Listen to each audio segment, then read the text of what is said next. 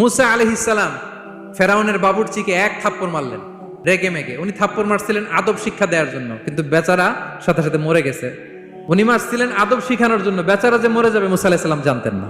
এখন দেখে সব গুনাহ, সেটা তো মরে গেছে, অক্কা পাইছে।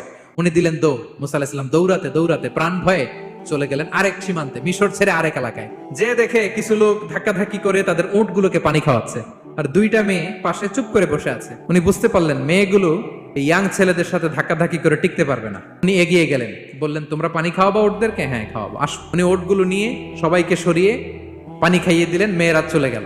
এবার বাবার কাছে যেয়ে বললো, বাবা এমন এক ছেলের সন্ধান পাইছি, ছেলেটা খুব ভালো, আমাদের চেহারার দিকে তাকায় না, মাটির দিকে তাকিয়ে কথা বলে। আজকে এই লোক না থাকলে আমরা আমাদের ওটগুলোকে পানি খাওয়াতে পারতাম না। আর ভিনদেশী লোক আমরা চিনিও না।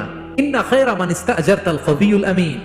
বাবা কাজ করেন, আমাদের তো রাখাল লাগবে, আমাদের দেখভাল করার জন্য তো একজন সুপারভাইজার দরকার, এই ছেলেকে আপনি কাজে রেখে দেন।